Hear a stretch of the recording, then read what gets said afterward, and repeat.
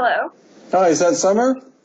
Yes, It's Brien. Sorry, technical problems. that's okay. I'm glad that it's taken care of, it sounds like. Okay, Perfect. Are you ready to get started? sure. Okay, how's your day going so far? Oh, very well. It's nice and hot and sunny here. Yeah, nice. All right, well, let's get started with this. It's good to finally get in contact with you again. It's been pretty busy, I'm sure, for you as well. Um, but yeah, thank you for coming on Pinnacle of Light. So we're doing this show, Myth or Real is what I'm calling it. But Brian, you came up to me whenever I was doing some in-depth research on the origins and history of the Earth, and I saw this picture of you looking at this small being. And I'd like for you to just kind of explain what it is you found and what it is that legitimized it, or how you can explain what happened to us. Okay, sure. I was sent a few photographs when I was in Cusco of what looked like some kind of alien life form, I guess you could say, all dried up and everything. A small figure, then also a skull and a three-fingered hand. And looking at the pictures, I thought, well, of course, these are fake. But then I actually went to see them, and they appear to be made out of skin and bone out of some kind. But right now they're very controversial because the person who first showed them to me said that they are, in fact, ancient fakes, and yet other investigators are insisting that they're authentic. So we'll have to wait for actual DNA and radiocarbon testing, which is going to be conducted in Mexico next week, I think, to find out what's really going on. Oh, wow. So originally he said it was real, and all of a sudden he's coming up with that it's fake. Well, he honestly doesn't know, and he didn't know in the beginning. He just wanted to find out if anyone could send samples or bring anatomists or something to look at it. But then it became controversial with him and another guy fighting over over the legitimacy of it. So right now it's up in the air. Okay. I thought DNA testing was done in Mexico on it. No, the samples have just gone, I think, a couple of days ago, so it takes quite a while.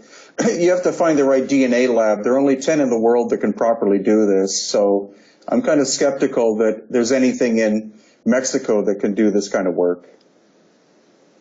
Interesting. So did they do X-ray on this, or Yeah, anything else? they did. They did X-rays of all three, as well as some other figures.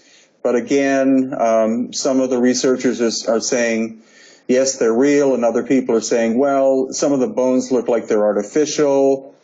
So I'm kind of on the periphery of this whole thing. It's people are fighting over it too much. Right. So you would say you don't know then. No, I have to wait until there's actual proper scientific analysis of it before I can say anything. Okay. Well, that's interesting. Um, it looks like from the X-ray to me, and I used to work with a chiropractor, and she would look at X-rays all the time. It looks like real bone to me, so, and it looks like, I don't know, it would be hard to fabricate something like that, but I guess it's possible either way. Yeah.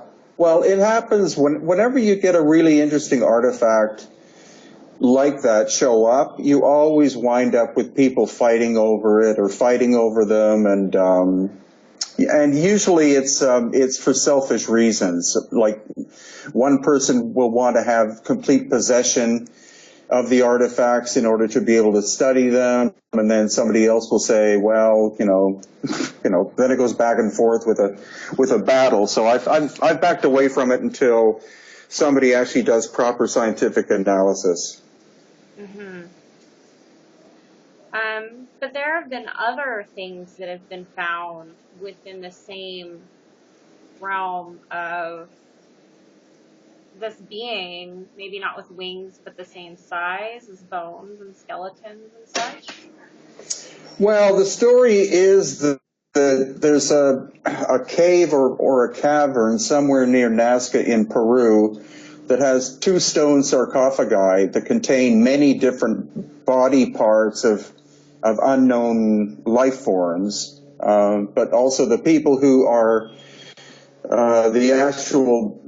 those that made the discovery are doing it completely illegally. So they're quite heavily armed with weapons. The government doesn't know where the location is. If the government finds out where it is, then these people will probably be thrown in jail. So that's why I'll have nothing to do with it until something proper is done about it. Wow. Seems like there's a lot of up in arms about these things and whether or not to disclose upon them, that sort of thing. I guess it just seems like weren't these remains or the DNA was sent to the United States and then the TSA took some of them from testing? Yeah, it's actually a very famous researcher from Mexico called Jaime Maussan launched an expedition last week and went to meet with one of the representatives who supposedly showed him a 2-meter long skeleton that was mummified. But then he invited me to go with them, but it seemed like just too bizarre a situation, so I backed away, and then I met up with Jaime later, and they chose not to show me photographs. So again, I don't know what's going on. Yeah. Well, that's understandable. There's just been a lot of stuff going on. Even, I don't know, at one point I heard that the Smithsonian was disclosing upon giant skeletal remains.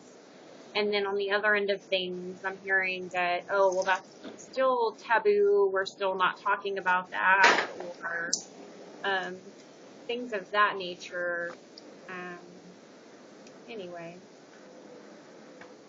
what are your views, or have you experienced any findings on giant nature of humans, like giants?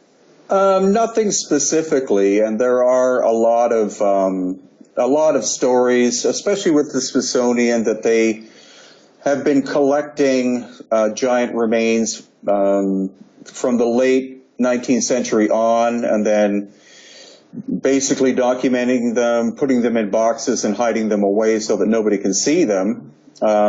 So we're living in a completely different day and age, though, because in the past it would be that any interesting finding would be reported either to a museum or to the police, and then higher authorities would then be contacted, who would then come and see what this thing or things were, and then would be probably taken to a major institution.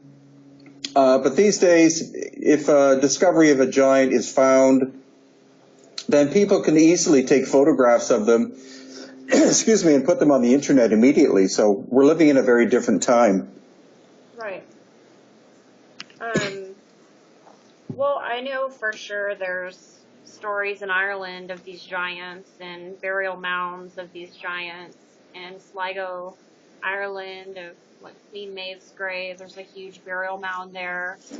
I mean, there's so much embedded within the lore and the oral traditions that I feel that these things are strategically sort of mythed out for people, that they just say, okay, well, it's not real and we won't disclose upon it, or why is it that our U.S. government won't let the testing be done? Why was it taken? Um, or disclosed upon. There's a lot of hush-hushness about this information, and it's even in the Bible. I mean, there's giants in the Bible, and that's when dinosaurs were here as well. So, um, but yeah, I've also heard connections with fairy sightings and UFOs and orbs. Do you know of any stories or history on that issue at all? Yeah, there are stories from many different cultures all over the world about giant like people existing almost anywhere you look.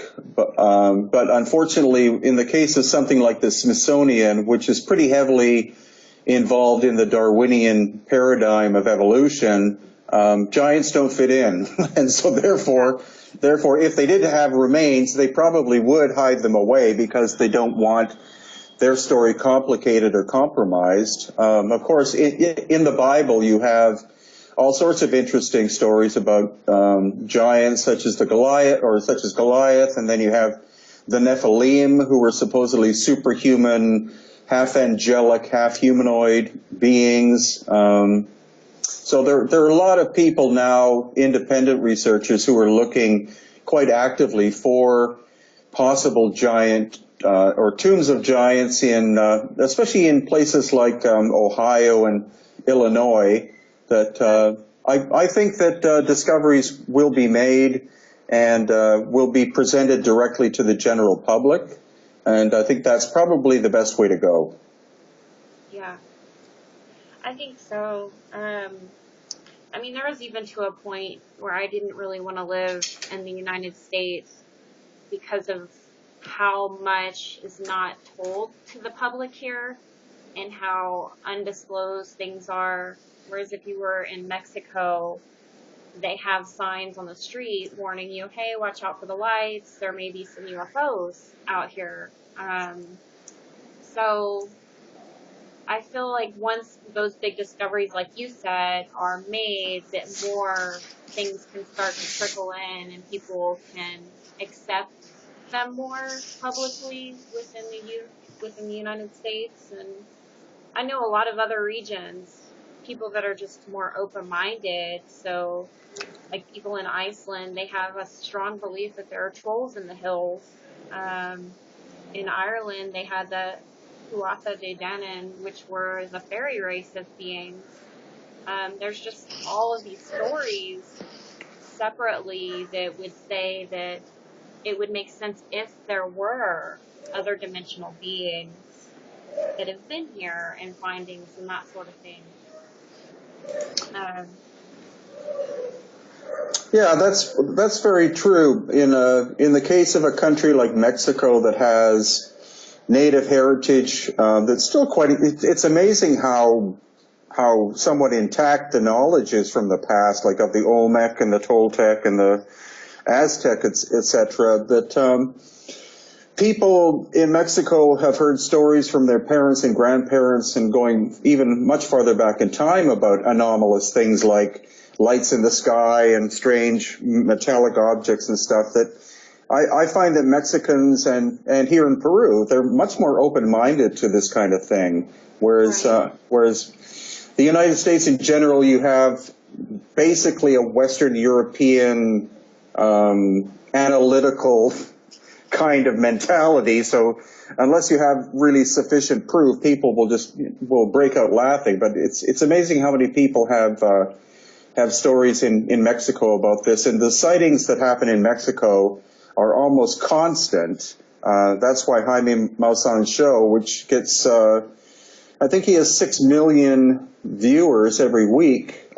He gets sent video and photographs many times per day because now people have smartphones, so they can photograph and email him or send him stuff. So he has tons and tons of material that's constantly flowing into his TV station.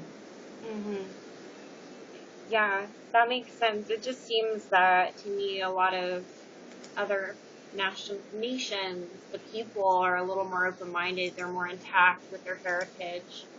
And there's not that mentality, whereas if you want that physical proof, they just sort of honor and know those things, like in Italy and There's Museline. I think I might not be pronouncing it right, but the legend and lore of a mermaid, and even mermaids being found, actual evidence as far as they've had that for a long time in the history, in the oral traditions.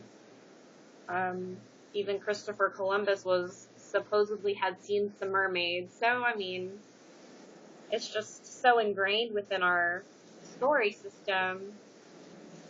Seems a little, yeah, and even into the Vedas and the devas, these elemental spirits or beings that existed. So,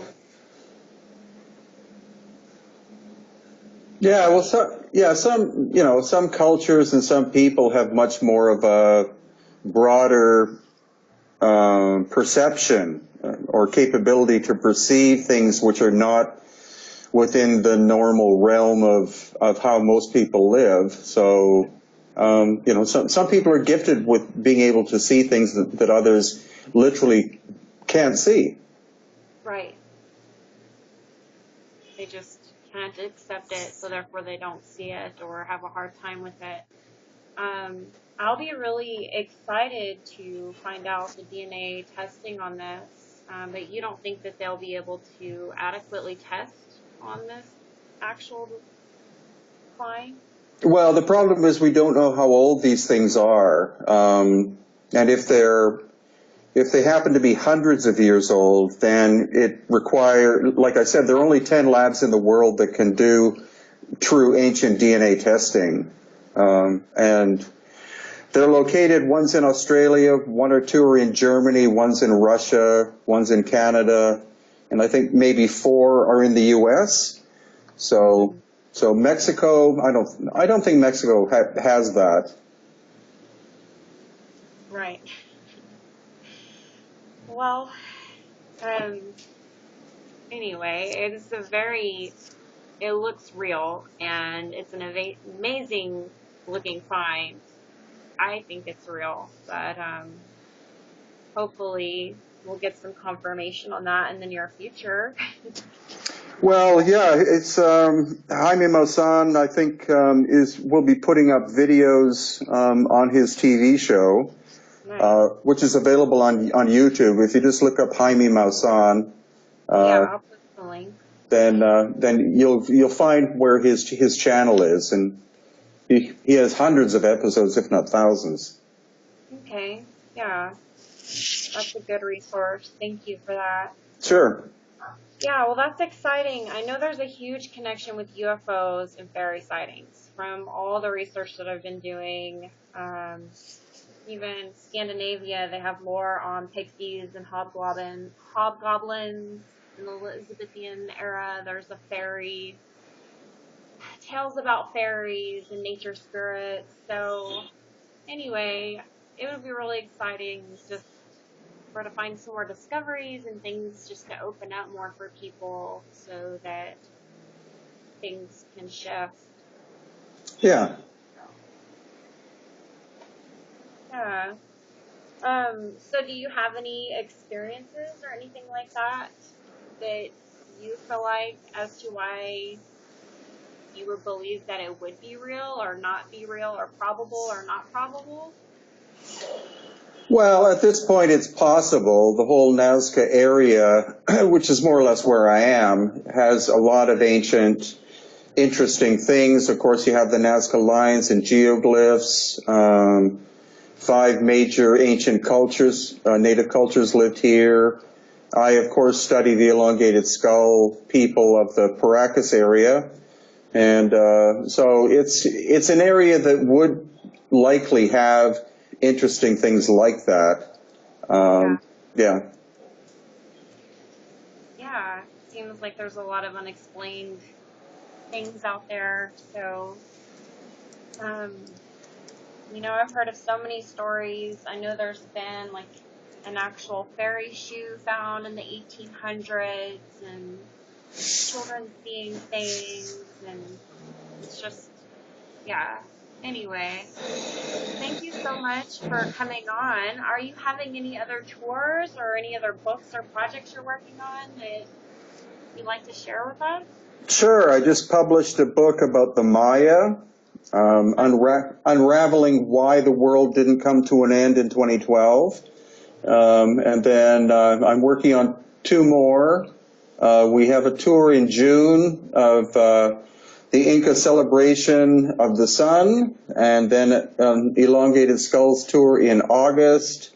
Then we have researcher and author Robert Boval coming to study the archaeoastronomy of Peru. And in January, we're going back to Mexico. And March, we're doing our 6th annual Lost Ancient Technology Tour of Egypt. Nice. That sounds exciting. I will have to post some links below for people so that they can find your info. And if they can't attend these things, or they can also find you on YouTube. You do a really good information on there, and you share with a lot of the places you go and things you find on there as well. So you guys can check him out on YouTube, and then he has some books and some tours, so check him out. Thank you so much for coming on today. I appreciate what you do, and I'm excited to see some of the future projects you have coming up. Okay, thanks very much. Thank you, and you have a blessed day. Is there anything else you'd like to conclude with this topic today? Well, I do come from a scientific background, so that's why I wouldn't say I'm skeptical, but I'm careful when new discoveries happen to make sure that they're properly analyzed before I make much of a comment. Because as I said, in the case of these so-called alien remains, you have two different parties who are fighting each other, and then the so-called discoverers are being very secretive, and they don't want the government to find out. It's just, it's quite a mess. Yeah, I can imagine. I totally understand where you're coming from. Thank you for coming on today, and appreciate everything you do for science and for us in learning. So hope you have a blessed day. Thank you so much. Okay, thank you. Bye. Take care. You too.